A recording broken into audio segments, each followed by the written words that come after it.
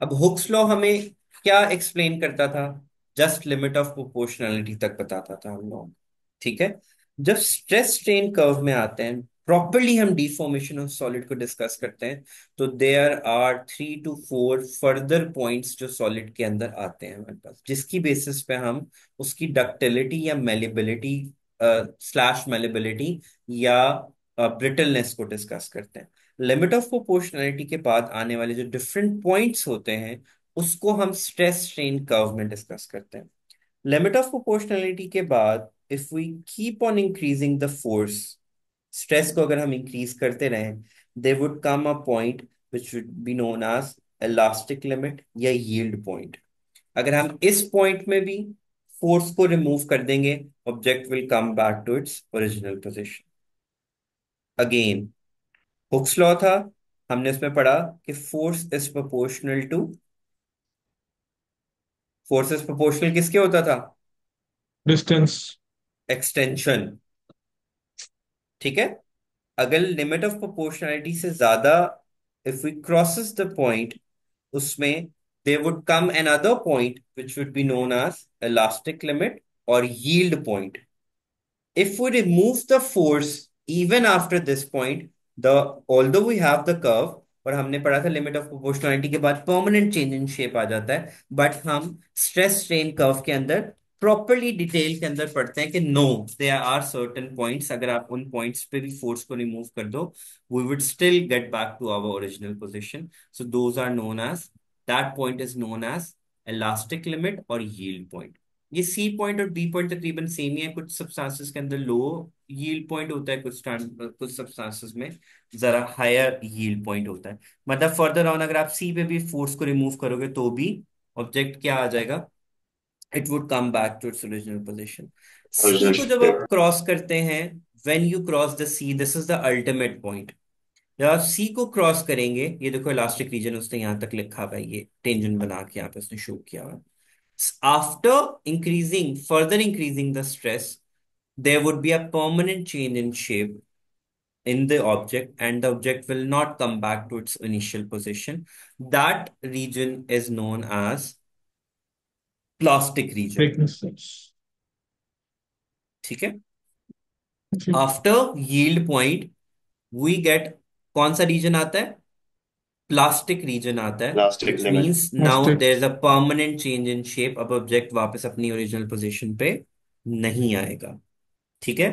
Plastic region के बाद there is a point which is known as ultimate tensile stress, which is known as ultimate tensile stress. ठीक है। What is that point? As the name it is indicating, भाई बस इससे ज्यादा force नहीं मैं विथस्टैंड कर सकता। ठीक है। सो जैसे ही आप डी को क्रॉस करोगे, there would be a point which be known as, D is known as the ultimate tensile stress. उसके बाद हमारे पास क्या आता है? फ्रैक्चर पॉइंट आता है। Fracture point as a name indicate कि अब ऑब्जेक्ट क्या कर जाएगा? टूट जाएगा। It would break. ठीक है। अब स्ट्रेस स्ट्रेन कर्व की बेसिस पे objects are divided into two parts which is known as ductile and brittle. Brittle substances are those जो इलास्टिक लिमिट के फौरन बाद क्या कर जाएंगे? ब्रेक कर जाएंगे। And those substances which reaches to fracture point तक पहुंचते हैं without breaking, they are known as ductile substances. Do we understand these sir points? Sir इससे पिछले इलास्टिक वाले का आपने लिमिट को क्रॉस ब्रिटल कहा था। करते ही जो ऑब्जेक्ट ब्रेक कर जाएगा, it would be known as brittle substance. और जो फ्रैक्चर पॉइंट तक रीच करेगा, that would be known as ductile substance. Chemistry में भी आपने पढ़ा भी हो मेटल्स के अंदर डक्टिलिटी एंड मेलेबिलिटी, मतलब it could be converted into sheets and wires, if you remember. ये वही वाला टर्म। नाइन नाइन्थ या टेंथ में पढ़ा था। हाँ, मुझे अब याद नहीं एग्जैक्टली किस क्लास में पढ़ा है, इसलिए मैं दोनों क्लासेस को रेफर कर देता हूँ। व्हाट वाज योर क्वेश्चन तला? नहीं सर, मैं वो पूछता कि पिछले वाले को आपने क्या कहा था, तो मुझे आपने बता दिया फिर से। आप समझ। मैंने बता दिया है, बट दोबारा रिपीट कर दूं? नहीं नहीं नहीं, आप समझ। अच्छा, ये डेफिनेशंस यहाँ पे लिखी हुई हैं। Which undergoes plastic deformation until they break are known as ductile substances. Example are lead, copper, and wrought iron. And other substances which break just after elastic limit are called brittle substances. बाकी सारी definitions यहाँ पे लिखी हुई हैं कि O to A जो है it's known as limit of proportionality, A to B it's known as yield point या elastic limit, C to D, D point हमारे पास क्या होगा, ultimate tensile stress. Just to show you, ये लिखा हुआ है यहाँ पे, stress is increased further at point D, which is known as ultimate tensile stress भी कहते हैं, strength भी कहते हैं, which is known as the maximum stress that a material can endure without breaking. ठीक है। और डी के बाद ऑब्जेक्ट क्या कर जाता है, ब्रेक कर जाता है। उसमें भी फिर आता है कि इन बिटवीन डी टू ई वो कहीं पे भी ब्रेक कर सकता है depending upon the strength of the material. इस वजह से उसने फॉरन से उसको नहीं फ्रैक्चर पॉइंट लिख दिया, उसने एक रेंज शो की है। अकॉर्डिंग टू मटेरियल स्ट्रेंथ वो वेरी करती है हमारे पास। ओके। यस और वो सर। जो छोटी छोटी बातें मैंने बताई थी, stress is increase beyond yield point which is known as elastic point as well, तो उसमें परमानेंट चेंज इन शेप आ जाएगा। It will not regain its original shape. If stress is even removed, this behaviour of material is known as plasticity, और plastic region भी कहते हैं। इसमें stress is zero, still strain उसमें हमारे पास जीरो नहीं होता। The portion represented by the portion after B, B के बाद हमारे पास क्या रीजन स्टार्ट हो जाता है, बी हमारे पास क्या था, यील्ड पॉइंट था। बी से लेके सी तक का जो रीजन है वो सब जो है वो प्लास्टिक रीजन आएगा। बाकी डेफिनेशंस मैंने सारी आपको बता दी। ओके। सर स्ट्रेन का बता सकते हैं फिर से? स्ट्रेन होता है, it's a ratio of change over original. अगर आप लेंथ की बात करो तो change in length over original length हो जाएगा। एंड अगर आप वॉल्यूम की बात करो तो change in volume over original volume, और अगर आप शेप की बात करो तो change in shape over original shape. Okay. और स्ट्रेन का कोई यूनिट नहीं होता। ठीक है। यस।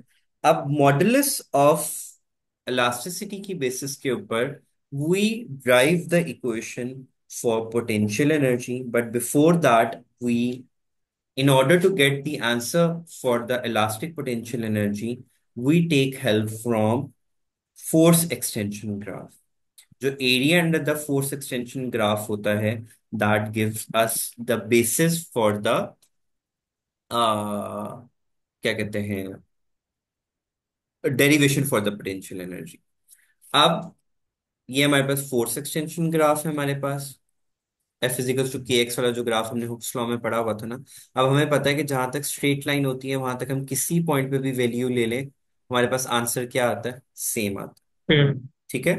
एंड ट्रायंगल का एरिया हमारे पास किसकी इक्वल होता है, 1/2 बेस इंटू हाइट। बेस किसको शो कर रहा है, एफ को, और हाइट किसको शो कर रहा है, एक्स। ठीक है। So area under the graph is giving us 1/2 F x.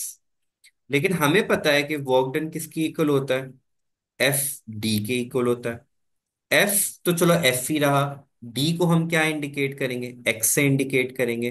तो हम लोग एवरेज फोर्स लेते हैं। एवरेज फोर्स का यहाँ पे हम लोग जब वर्क डन इन ये फोर्स सेक्शन ग्राफ के लिए वर्क डन को लेते हैं तो हम एवरेज फोर्स लेते हैं। एवरेज आपको पता है क्या होता है, क्या होता है, two quantities divided by two.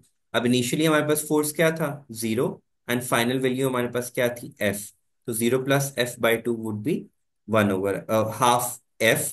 तो वर्क डन की क्वेश्चन में जब हम उसको पुट करेंगे तो 1/2 f(x). तो जो एरिया, अब बेसिकली इसको यूं ड्राइव करने के लिए जरूरी ये था कि ताकि हम जस्टिफाई कर सकें कि जो area under the force extension graph है वो हमें क्या देता है, वर्क डन देता है। लेट मी रिपीट कि why did we do all of this, to justify कि जो area under the force extension graph होता है that gives us the work done. Work done की क्वेश्चन फोर्स इंटू एक्स होती है। अब ऑब्वियसली यहाँ पे हम एवरेज फोर्स ले रहे हैं, यहाँ पे तो एफ की जगह पे 1/2 f आ गया, एक्स डिस्टेंस की जगह पे एक्सटेंशन आ गया, and it is equal to the equation जो हमने ऊपर ड्राइव भी की थी, 1/2 f(x) का। अब हमें पता है वर्क डन और पोटेंशियल एनर्जी आपस में क्या होती है, इक्वल होती है कि नहीं होती? यस सर, होती है। ठीक है। चेंज इन सो पोटेंशियल एनर्जी की हमें होती ये है। भी पता है कि F इज इक्वल टू क्या होता है, के एक्स होता है अकॉर्डिंग टू हुक्स लॉ। हमें ये भी पता है पोटेंशियल एनर्जी और वर्क डन आपस में इक्वल होती है। अगर स्ट्रेस स्ट्रेन ग्राफ कर्व, तो सॉरी, फोर्स एक्सटेंशन ग्राफ के अकॉर्डिंगली वर्क डन की इक्वेशन क्या निकली थी? 1/2 Fx। एफ की जगह पे क्या पुट कर देंगे? के एक्स। तो ये यस। इक्वेशन क्या बन जाएगी? 1/2 kx क्या। ओके। अब ये उसने सिर्फ रीअरेंजमेंट ऑफ द इक्वेशन किया है। कैन समवन टेल मी ये किस इक्वेशन की रीअरेंजमेंट है, without reading Young anything? Modulus. Young's modulus, शाबाश। यंग्स मॉडुलस किसकी इक्वल होता था? F over A stress over over strain. Change in length over original length. ठीक है। अब ये मेरे पास क्या है? Original length. और ये मेरे पास क्या है? Change in length. उसने सिर्फ सिंबल्स चेंज कर दिए ताकि वो इक्वेशन के अकॉर्डिंगली काम कर सके। ठीक है। ये यंग्स मॉडुलस, ये एरिया, ये हमारे पास क्या है? Original length. और ये मेरे पास क्या है? चेंज इन लेंथ, जिसको हमने डेल्टा एल से और एल से इंडिकेट किया था। अब उसे रीअरेंज किया in order to get the value of F. F की वैल्यू क्या आ गई? दिस उसने पुट कर दी कहाँ पे? यहाँ पे, जहाँ पे उसने एफ एक्स की जगह पे के एक्स लिखा था ना, वहां पे एफ की जगह पे वापस से वैल्यू पुट कर दी उसने। मैं इक्वेशन लिख देता हूँ क्योंकि उसने डायरेक्ट नहीं लिखी हुई। पोटेंशियल एनर्जी किसकी इक्वल था? 1/2 Fx के। तो हमने एफ की जगह पे क्या पुट कर दिया था? के एक्स। तो उससे पोटेंशियल एनर्जी की इक्वेशन क्या बन गई थी? 1/2 kx के। यानी जो आपने इलास्टिक पोटेंशियल एनर्जी पढ़ा था ना, उसका फॉर्मूला आपको याद होगा, आपने ये शायद पढ़ा भी होगा कहीं पे, ये दोनों फॉर्मूलाज। ठीक है। अब हम वापस इस इक्वेशन को फोकस करते हैं और एफ की जगह पे ये वाली वैल्यू पुट कर देते हैं। तो एफ की जगह पे ये वैल्यू पुट किया, 1/2 एज इट इज आ गया। Y A X over L F की जगह पे आ गया, इनटू एक्स। एक्स एक्स से मल्टीप्लाई होके एक्स स्क्वायर बन गया। तो वाई ए ओवर एल आ गया। Young's modulus, area and length, this is also known as strain energy, which is known as elastic potential energy. And that is the end of this chapter.